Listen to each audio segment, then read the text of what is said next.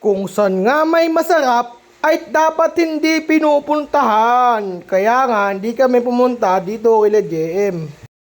At dito nga kila JM ay napakalinis ng kanilang pagkakagawa ng kanilang manok. Kita nyo naman kung paano magugas yan. Washing kamay, washing yan. Grabe guys. Pag wala kayong gloves, magugas na lang kayo ng kamay. Wala akong gloves eh. Ako naman din naman kakain yan. Pero joke lang, dapat lagi kayo may may gloves sa kamay. Hindi yung boxing gloves ha. Mga susuntuan eh. Yan yung gasa na binanawan. Sin lang yan guys. Hugas-hugas kamay. Sobrang linis na ng kamay niya. 99%. Ayan, nalagay na natin yung breaded mix. May timpla na yung breading na yan guys. Yung manok dyan, may timpla na din yan. Tapos dito guys, nilagyan ko ng tubig para di masyado makapit. Yan. Para hindi naman nakakano sa kamay, di ba? At yan dito guys, si DM ginagawa niya na ng breading yan. Binibread niya na, tapos mamaya ipiprate na yan guys. Sobrang hindi masarap ng kanyang pagluluto mga kaibigan natin. Tingnan mo, pinipisil-pisil niya pa yung manok. Eh di lumabas yung juice niyan. Di ba? Peking chef yan. Yan, pinisil-pisil talaga, nilabas yung gigil, oh. Ganyan ginagawa ko pag nagsiselos ako, eh. Pag nakikita mo namingiti sa joke ng iba, so, bang pisilin ko yung mukha mo? Tapos, nilagay niya na, oh. Ayan, guys. Yan ang gagawin natin, ulit-ulit lang ng ganyan. Pisil-pisil para magkaroon siya ng crush. Ayun, crush. Kasi, crush kita, eh. Okay. Yan, pisilin niyo ulit kasi nagsiselos na kayo, ganyan. Breading, ganyan lang yan guys. Ulit-ulit lang gagawin yan. Hanggang magsawa kayo guys. Tapos dito guys, nagpainit na ako ng mantika. Baka nung pwede nyo, pwede ko na ilagay, di ba? Ganyan. Kaya kapag malainit na yung mantika, pag ganyan na yung itsura niya, yan, pwede na kayo magprito ng chicken. Yeah, for the go. Yeah, prito mo na yan, JM. Unang patak.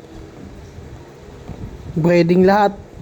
Yan guys, habang pinipweto nyo sa mainit na mantika. Ang timer ko dyan, sabi ni Ninong Ray, 11 minutes. Depende kung gaano kainit yung mantika nyo. So sa akin, mainit yung mantika ko, kaya gumana ng 11 minutes. Minsan hindi siya gagana, minsan gagana siya. Depende sa lahat ng, depende din sa kawali, ganyan. Pero sa akin naman, okay naman siya guys. Yan. Prito lang natin. Then guys, after 11 minutes, yan, ganyan na yung itsura niya. Pwede na yung hanguin guys. Yan. Sarap, di ba? Yan oh. Kita nyo yan? Golden frying brown ba? Ayos ba mga friends? Ganyan lang yun guys. 11 minutes. Depende kung gagana sa inyo. Depende sa lutuan nyo. Tsaka guys, lagi nyo tatandaan. Mamaya na. Lagi nyo tatandaan, linisin nyo lagi pinaglulutuan nyo guys. Kita rin ang linis, di ba? Ang kinis. Pwede ka magsalamin dyan. Kitang-kita mo lahat ng pagkakamali mo sa buhay kung bakit. Anyway, ayan, hinangoy na natin yung yung second batch. Lagay na natin. Pak, tak ng mantika. Pak. Yan, para mawala naman ng mantika niya guys. Yan, naglagay tayo ng tray dyan with tissue para sipsipin yung mantika niya. Yan guys. Sino ba kasi gusto kumain ng mantika? Yung manchigan. Yan. Yan nalagyan niya natin para sisipin yung mantika. Yan. Tak na ulit natin. At ayun na yun. At syempre hindi makukumpleto yung chicken natin. Pag hindi tayo gagawa na, hulaan nyo kung ano yan. Hop! Hindi nyo nakita yung candy na yan. Hulaan nyo kung ano gagamitin yan. Letter A, gagamitin ko sa sauce. Letter B, ibabalik ko sa rep. Letter C, design lang, mag-overthink kayo. Ayan guys, gumamit tayo ng butter, tapos yung tirang butter para di sayang. Tapos yan guys, lalagyan natin siya ng pepper. Yung sauce na yan, alaking sauce yan. Tira yan dito sa bahay, sayang naman kung di ko gagamitin, di ba? Kaya ginamit ko na, ayan. Pepper yan guys. Andiyan pa din yung candy, wala na talaga kung gagawin ko dyan. Yan, maglalagay tayo ng low fat milk. Bakit low fat? Kasi ako na yung fattest. Kasi lalagyan natin sa sauce. Ayan. Para mas lalo maging creamy siya guys.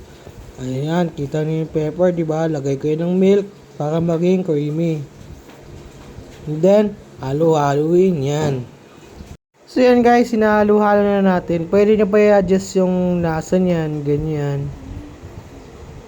Para, alam mo yun guys, para kung ano yung sasakto sa ano, sa panlasa nyo. Maanat ba, matamis o hindi. Ako kasi ayoko na matamis na aking sauce. Gusto medyo salty, medyo creamy. Ayan, halo lang natin yan guys. Haluin nyo lang para maano yung milk tsaka yung ano, butter. Ayan. At yan guys, kapag na-adjust po. Pwede nyo nang haluin guys. Yon. Pwede kasi yon guys. Wala kasi, may manok kasi sa labas eh. Alam nyo naman. Yan, hinalo-halo ko na guys. Pinakuluan ko. Si iba naman kasi gusto ng alaking tapos yung ano, yung texture ng sauce para sopas. Yan, haluin ko yan. Sabi lang, nagluluto pa ng chicken. Dami kasi yan guys. Ayan guys, pag okay na yung consistency niya, okay na din yung lasa sa inyo, pwede nyo na tigilan ng paghalo, di ba? At ayan na guys, planating na natin kasi gutom na ako eh. Tingnan mo.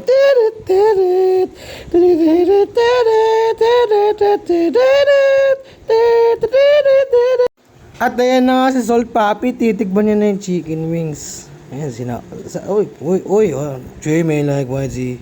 Joy may like Georgie. Grabe, Salt Papi yan guys. Ayan, pinutol niya na yung, ano, yung number 7. Sausaw. Ano kaya masasabi na ito? Shaboom! Tapos dito guys, papakita ko sa inyo kung paano kumain ng chicken wings. Ganyan guys, subukan nyo. Sabay, sausaw, baka isang subuan lang. Ang sarap ng sauce na yan.